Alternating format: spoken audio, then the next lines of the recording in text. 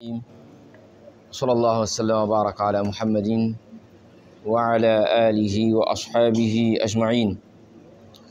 يقول المصنف رحمه الله تعالى: كان أهل الجاهلية على ذلك وفيهم بقايا من دين إبراهيم ولم يتركوه كله، مثل تعظيم البيت والطواف به والحج والعمرة والوقوف بعرفة والمزدلفة وإهداء البدن.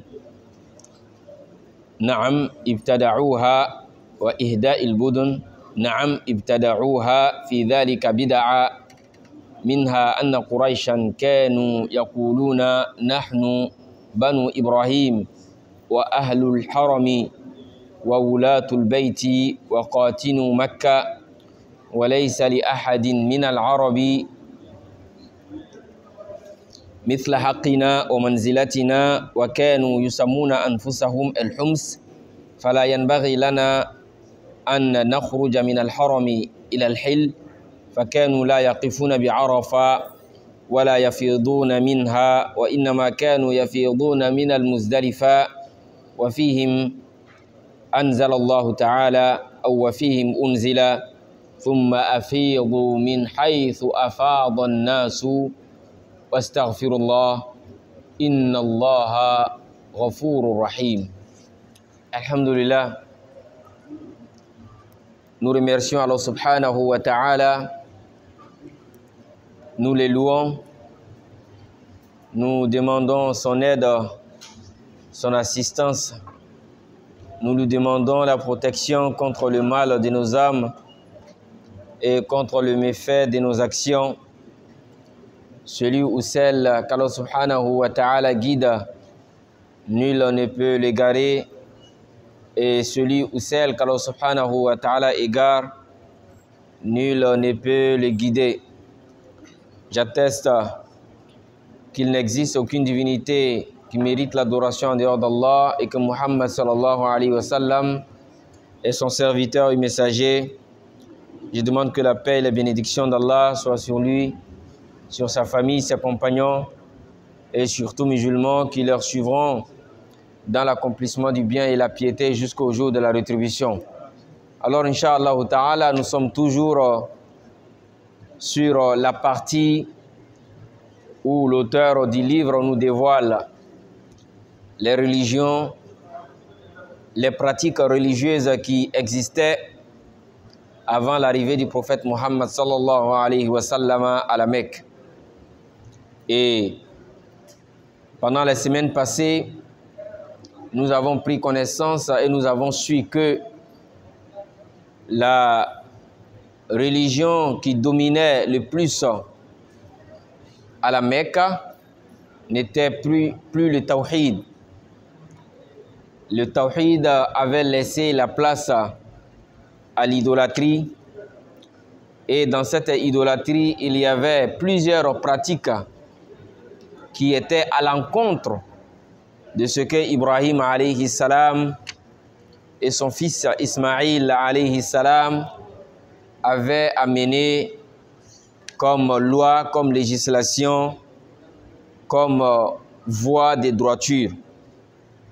Alors nous avons cité plusieurs, n'est-ce pas, pratiques qui étaient contraires à la volonté d'Allah subhanahu wa ta'ala, que les Mecquois exerçaient en pensant que lorsqu'ils faisaient cela, ils se rapprochaient d'Allah subhanahu wa ta'ala. Et nous avons dit ce qui a causé tout ce mal-là, tout cet égarement, ce qu'il a causé, hein, c'était quoi? C'est vrai, il y a le shaitan, il y a le travail du shaitan qui est là, mais la cause principale était l'ignorance. Ils ne savaient pas, raison pour laquelle ils sont tombés dans toutes ces erreurs et ces égarements. Qu'Allah subhanahu wa ta'ala nous donne la bonne compréhension. Alors l'auteur du livre va nous dire: كان أهل الجاهلية على ذلك وفيهم بقايا من دين أبيهم إبراهيم ولم يتركوه كله. Il dit, les gens de l'époque de l'ignorance, c'est comme ça qu'on les appelle, hein, les gens de l'époque de l'ignorance. Vous voyez, même leur appellation a été liée à quoi? A eu un rapport à quoi? À l'ignorance. Parce que la source de tous les malheurs, de tout mal, c'est quoi? C'est l'ignorance. Alors, eux, on les appelle les gens de l'ignorance, les gens de l'époque du paganisme ou de l'ignorance. Il dit que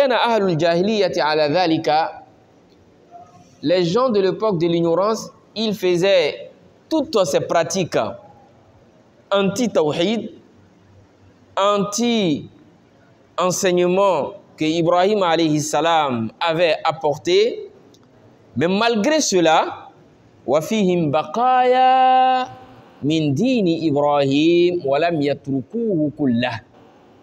Malgré qu'ils étaient dans l'égarement, mais dans leur égarement, tout n'était pas mal chez eux. Ils avaient également le peu d'enseignement que Ibrahim avait laissé. Ils avaient un tout petit peu de ces enseignements-là et de ces pratiques avec eux. C'est-à-dire, tout n'était pas mauvais chez eux. C'est comme aujourd'hui, lorsque nous prenons l'exemple des chrétiens. Certes, les chrétiens, ils sont égarés, n'est-ce pas? Ils sont égarés, ils disent que d'autres disent Jésus est Dieu, d'autres disent que Jésus est le Fils de Dieu, ils disent au nom du Père, du Fils et du Saint-Esprit. Ils sont dans l'égarement total, n'est-ce pas? Mais malgré cet égarement que, n'est-ce pas, les chrétiens, n'est-ce pas, exercent, malgré cela, il y a des côtés positifs chez les chrétiens, n'est-ce pas? Beaucoup de côtés positifs. Souvent même, nous les musulmans, hein, on est moins dans ces côtés-là par rapport à ces chrétiens. Par exemple, le fait de penser aux orphelins. Ils ont des orphelinats partout. Hein? Les enfants qui ont perdu leur papa et leur maman ou les enfants abandonnés. Ils ont ces enfants-là, ils s'occupent d'eux. Ils s'occupent de leur, n'est-ce pas, hein, nourriture, de leur habillement, de leur scolarité. Ils s'occupent d'eux. Mais hélas, nous les musulmans, on ne peut pas dire que ce n'est pas les moyens qui nous manquent ici. C'est notre devoir, le devoir le plus absolu des musulmans. Parce qu'au fait, nous-mêmes, notre prophète fut orphelin. Et il va faire des doigts pour les personnes qui s'occupent des orphelins. Et il va dire, moi et les orphelins, nous serons comme ça dans le paradis. Et il fait signe de ses deux doigts. Donc, ce qui veut dire que ce travail a priori devait revenir chez qui? Chez les musulmans. Mais hélas, malheureusement, on n'a aucun centre pour ça. Aucun centre social.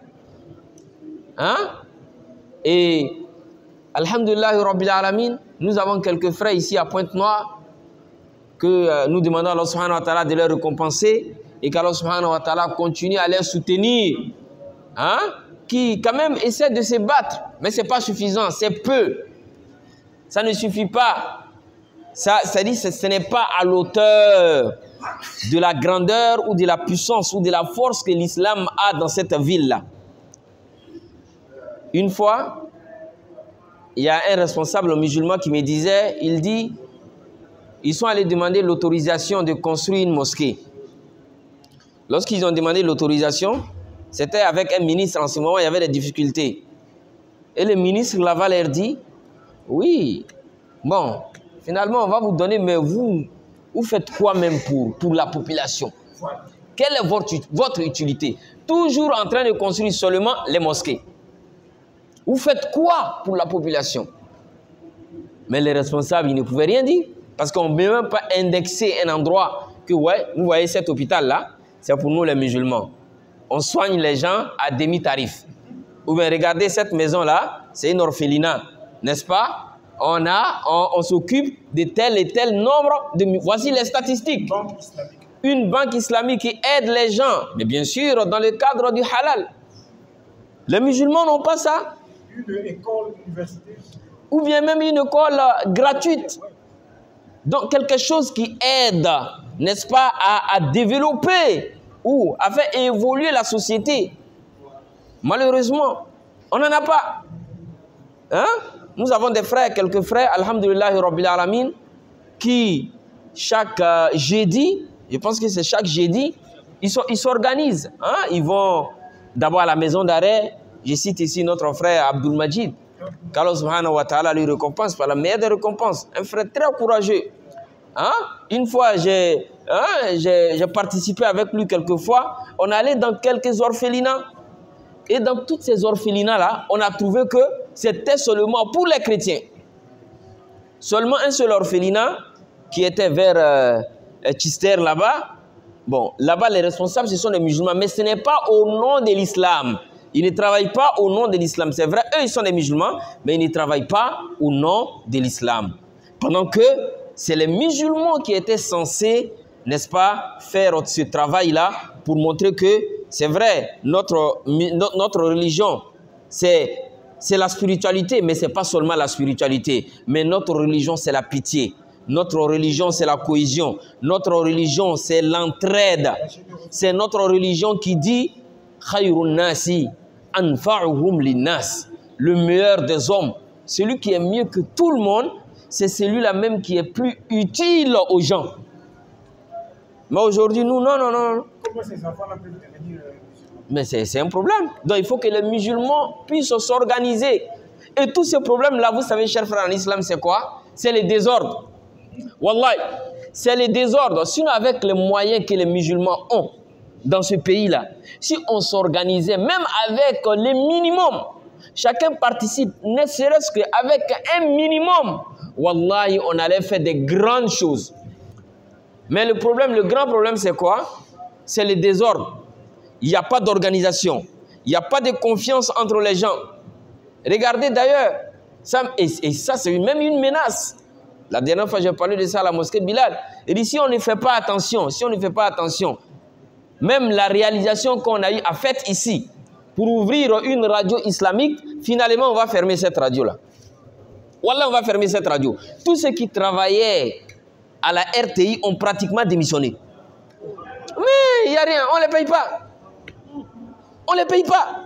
On ne s'occupe pas d'eux. Quel bénévolat? C'est des personnes, des techniciens, des professionnels on les a fait appel. Et ils ont même l'air d'être sur nous. Nous tous, nous sommes responsables.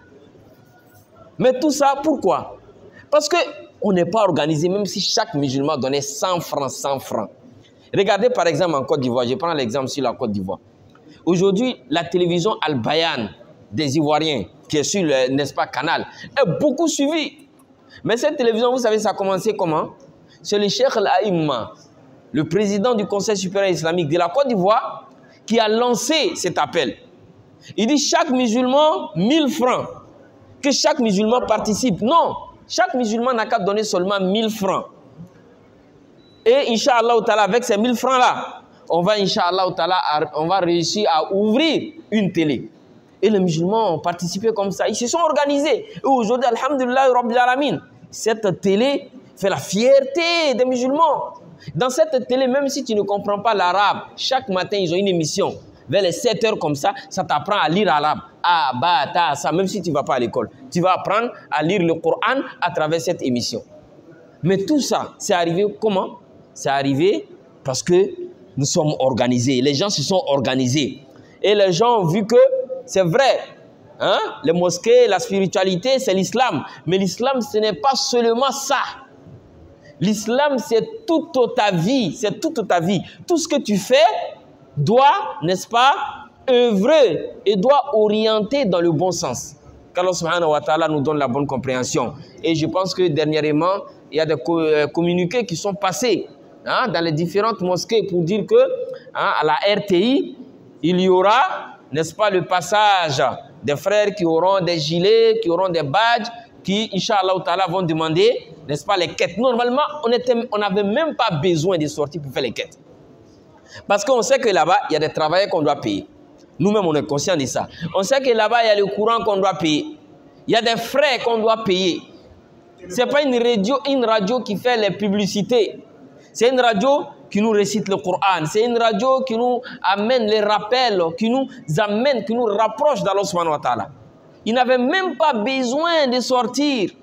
Mais hélas, les musulmans sont là, tout le monde les regarde et personne ne s'en occupe. Mais si cette radio la ferme, wallahi, nous serons tous interrogés yawm al-qiyamah. Allah subhanahu wa ta'ala va nous interroger tous. Vous étiez où? Et cet outil de la da'wah, après combien d'années? Après combien de souffrances les musulmans ont fait?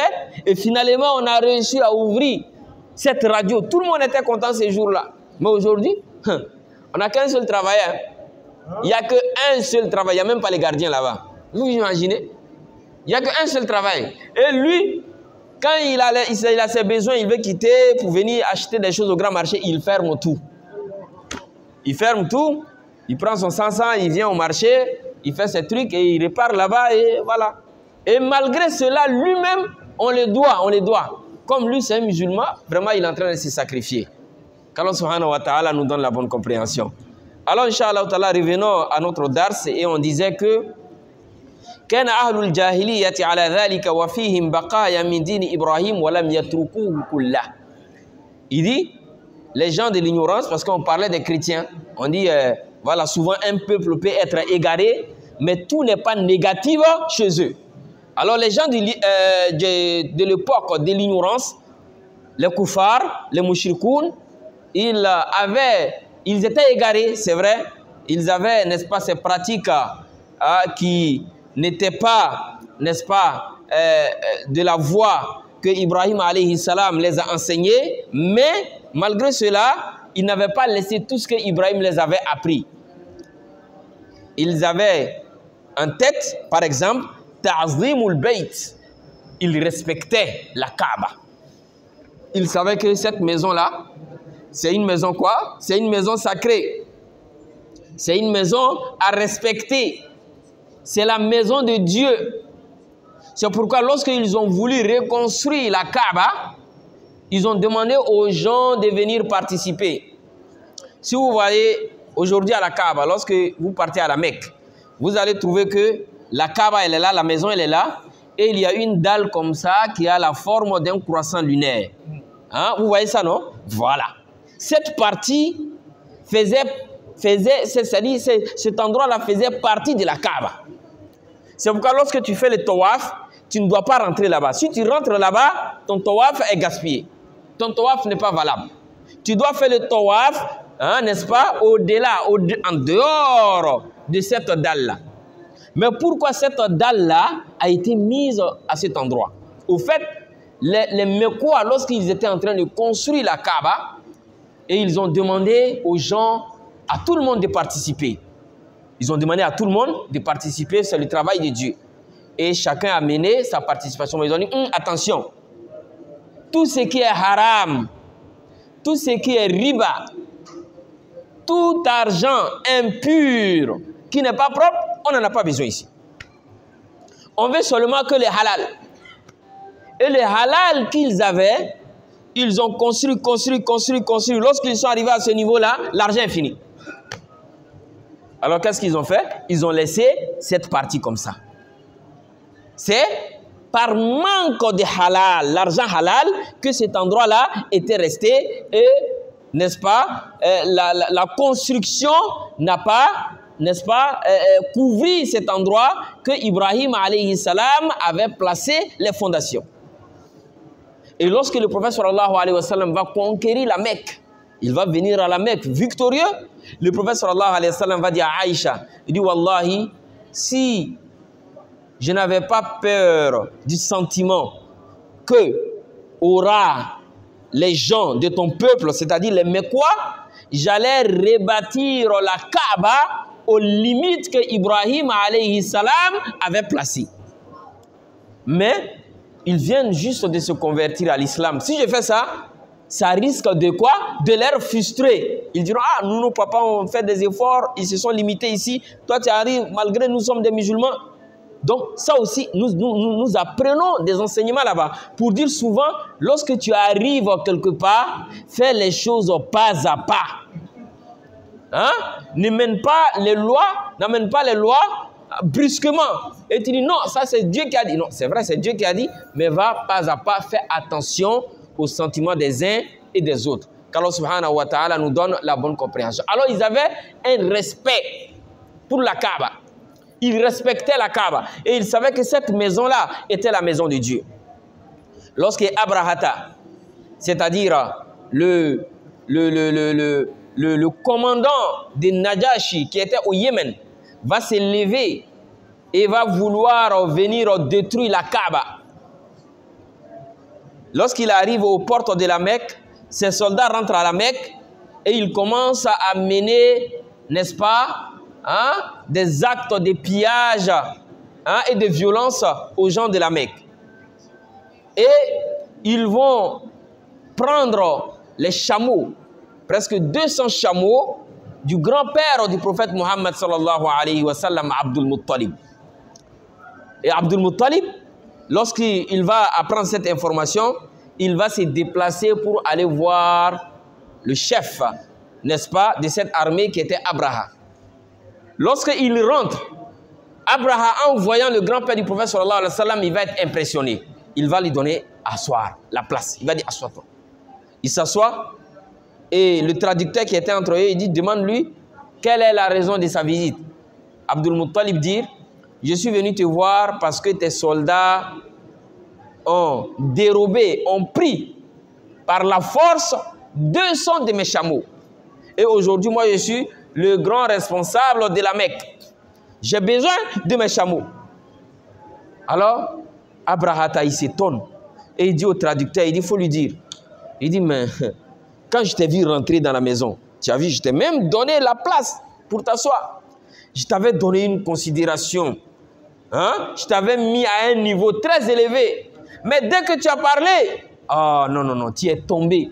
Tu es tombé de mes yeux. La place que je t'avais donnée, non, tu n'es pas à cette hauteur. Il dit pourquoi? Il dit, mais moi je me déplace du Yémen. Je croise des gens en route qui veulent m'empêcher parce que tout le monde connaît mon objectif. Je viens pour détruire la Kaaba. Hein?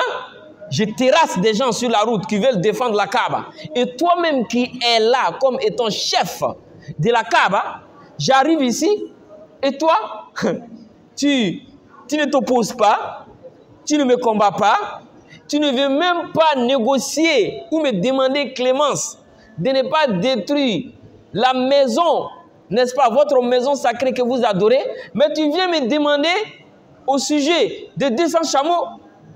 Ah non, non, non, cela m'a déçu. Et le grand-père du prophète sallallahu alayhi wa sallam va lui dire, ne sois pas déçu. Il dit, tu sais, Abraham, les 200 chameaux m'appartiennent. Ces 200 chameaux sont pour moi. Il dit, mais cette maison-là, tu vois cette maison, inna li hadha al-bayti rabba. Il dit, cette maison a un Dieu. Et sache que son Dieu va le défendre. Le Dieu de cette maison va prendre soin de la maison. Tu vas voir. Non, ça, c'est pas mon problème.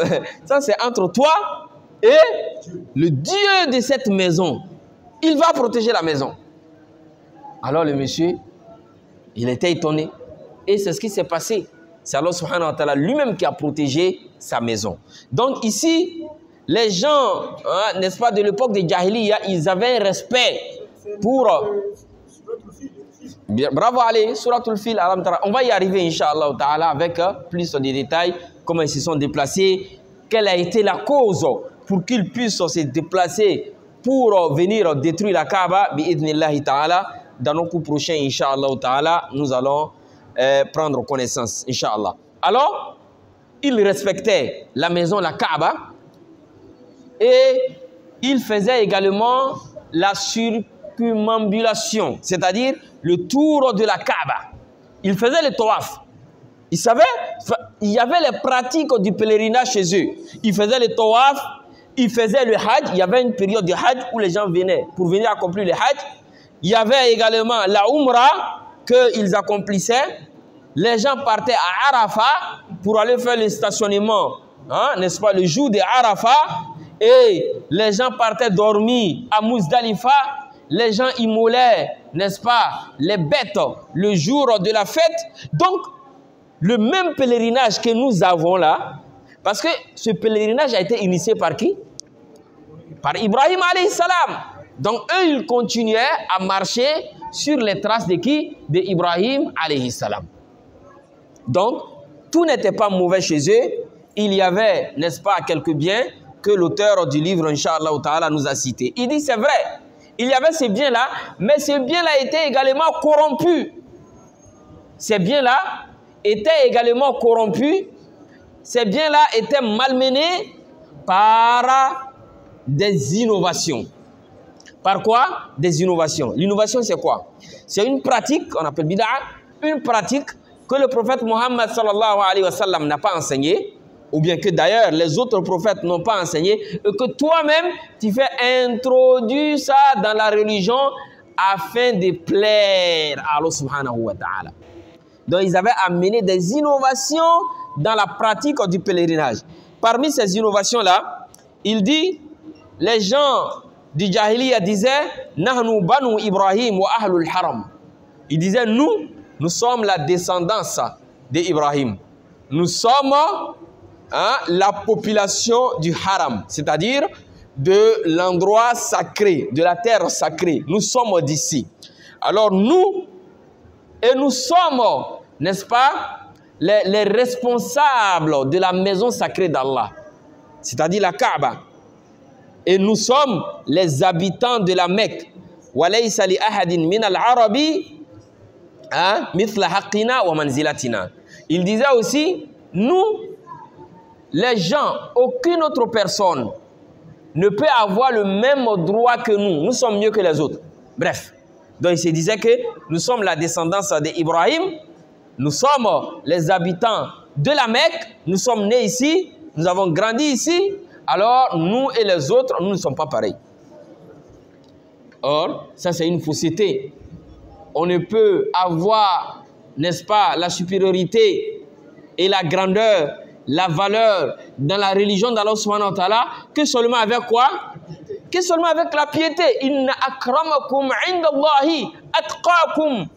Et c'est ce qui a élevé Bilal alayhi salam. Bilal n'était qu'un esclave. On l'a mené au marché et puis on commence à discuter son prix.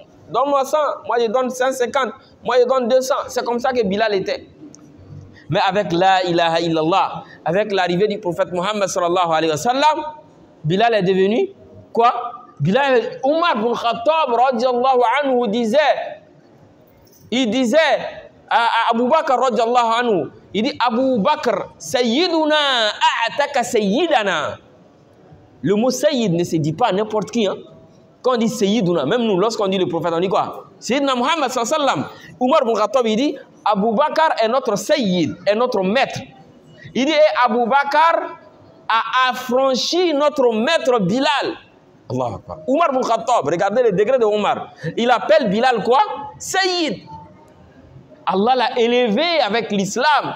Jusqu'à le prophète sallallahu alayhi wa sallam va lui dire un jour Bilal, il dit mais Bilal, quelle est l'adoration que tu fais? Quel est ton secret? Que j'ai entendu les pas de ton pied dans le paradis. Qu'est-ce que tu fais comme adoration? Bilal dit, en tout cas, je n'ai pas quelque chose d'exceptionnel. Seulement, à chaque fois, je suis en ablution. Et à chaque fois, quand mes ablutions se gaspillent, je fais des rakas. Le prophète sallallahu alayhi wa sallam a dit, c'est à cause de ça. C'est à cause de ça que tu as mérité cela. Bilal qui était un noir, qui était vendu, mais qui va prendre comme épouse la sœur de Abdurrahman ibn Auf. Vous connaissez Abdurrahman ibn Auf? Le milliardaire, le plus riche de tous les sahaba du prophète sallallahu alayhi wa sallam. C'était lui Abdurrahman ibn Auf. Et Abdurrahman ibn Auf, au fait, vient de la famille maternelle du prophète sallallahu alayhi wa sallam. Donc Bilal radiallahu anhu va se marier dans la famille maternelle du prophète sallallahu alayhi wa sallam. Donc l'islam a mis tout le monde au même pied d'égalité. Et on a la valeur, la supériorité avec quoi? Avec la crainte d'Allah subhanahu wa ta'ala et la piété qu'Allah subhanahu wa ta'ala nous donne la bonne compréhension. Alors il nous dit, les Quraysh se disaient qu'ils étaient mieux que les autres. Et ils se faisaient appeler El-Hums. Ils se faisaient appeler, eux là, les gens de la Mecque, ils se faisaient appeler quoi? El-Hums. Nous sommes les Hums.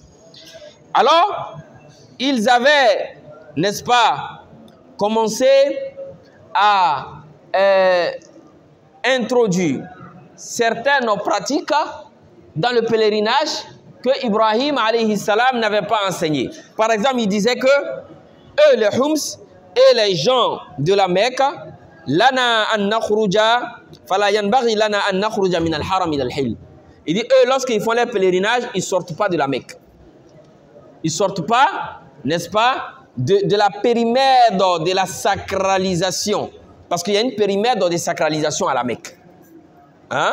On appelle ça al-haram. Le haram veut dire quoi? C'est-à-dire cet endroit-là où, lorsque tu fais une seule prière, tu as 100 000 récompenses. Dans cet endroit-là, lorsque tu es, hein, tu ne peux pas être là-bas, et prendre l'habit de la sacralisation lorsque tu veux faire la Umrah. Il faut sortir d'abord de cette périmètre-là et aller, n'est-ce pas, prendre l'habit de la sacralisation.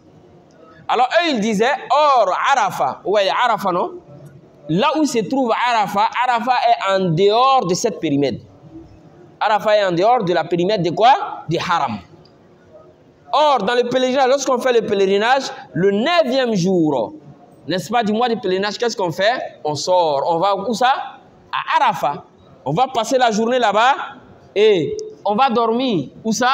À Muzdalifa. Et de Muzdalifa, on retourne où ça? À la Mecque pour aller faire le tawaf al-ifada. Eux, ils se disaient, non, nous sommes les Mecquois. Nous, on n'a pas besoin de sortir pour aller à Arafat.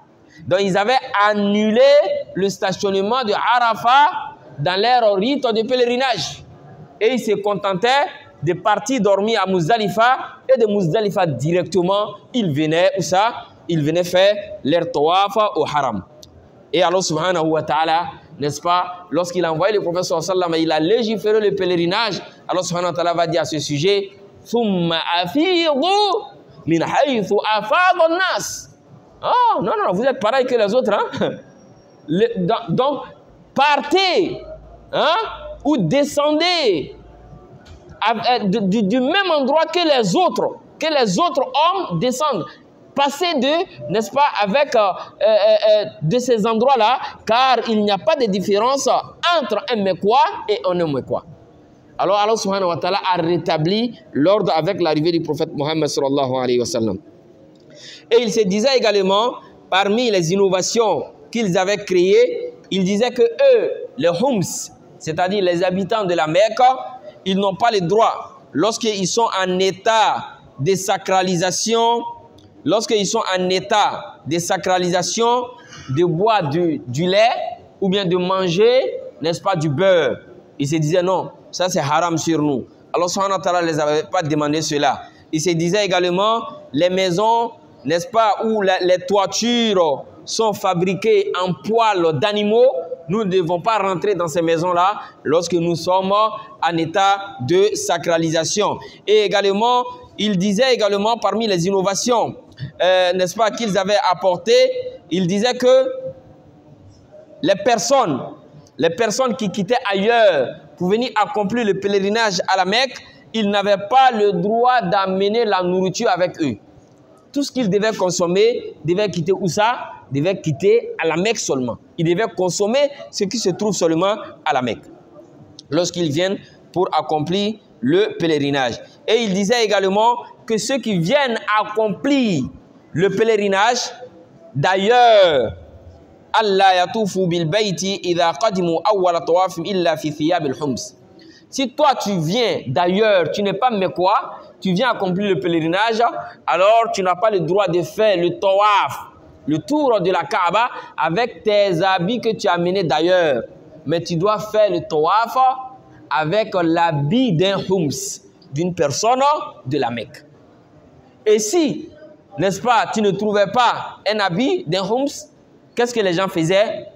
Ils se déshabillaient totalement, les hommes.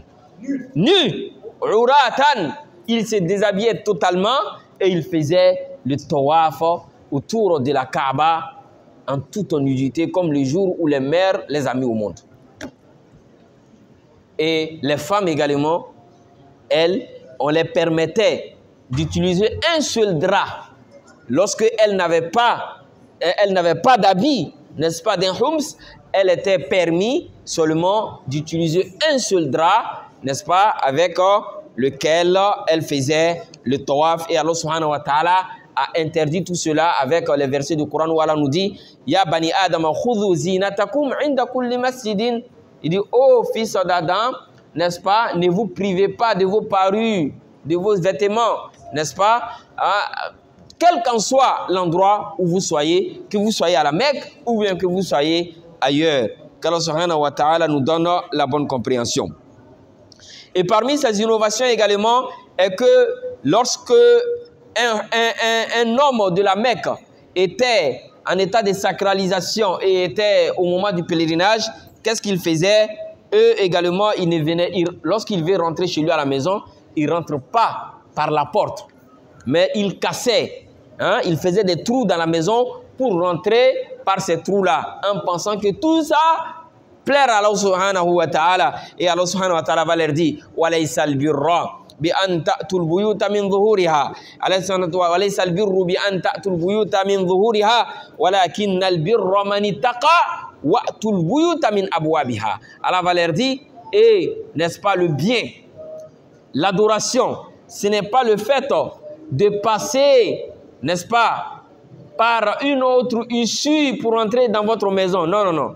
Mais la bonté et la piété, c'est celui qui craint Allah subhanahu wa ta'ala. Lorsque vous venez chez vous à la maison, rentrez par la porte. L'islam, c'est la facilité. L'islam n'est pas amené, incha'Allah ta'ala, les difficultés aux gens. Wa ma ja'ala alaykum fi dini min harajin. Alors voici un peu, n'est-ce pas, ce que les Arabes faisaient. Et l'état des Arabes, c'est vrai, ils avaient, n'est-ce pas, l'égarement, mais ils avaient également l'idée de ce que Ibrahim alayhi salam avait amené comme enseignement. Ils faisaient le pèlerinage, ils avaient du respect pour la maison d'Allah subhanahu wa ta'ala, mais ils avaient également, n'est-ce pas, des pratiques qu'ils avaient eux-mêmes innové. Ma anzalallahu biha min sultan, qu'Allah subhanahu wa ta'ala ne leur a nullement recommandé. Ok. Alors, Inch'Allah ta'ala, avant de terminer, on devait continuer, Inch'Allah ta'ala, mais on va s'arrêter. Vous priez à quelle heure?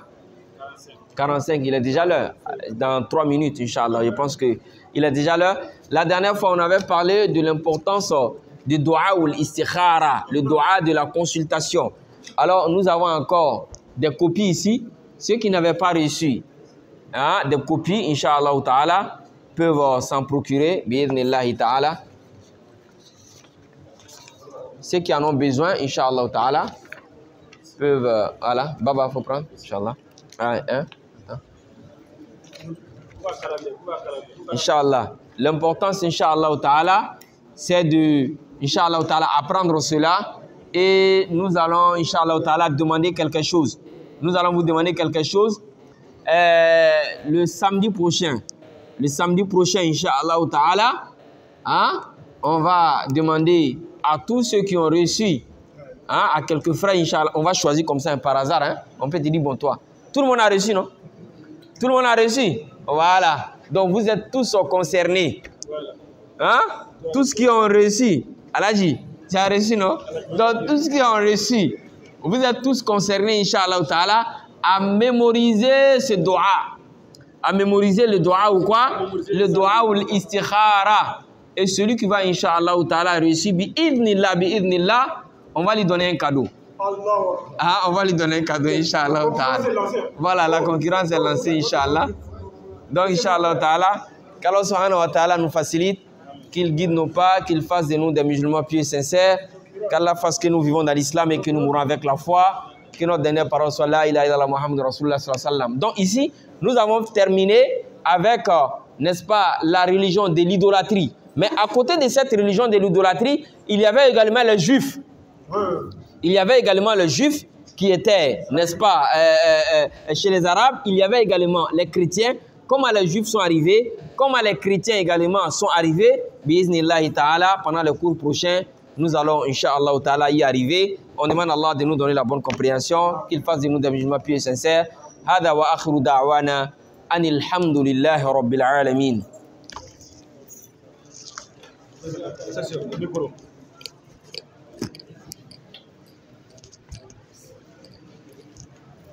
Shukran.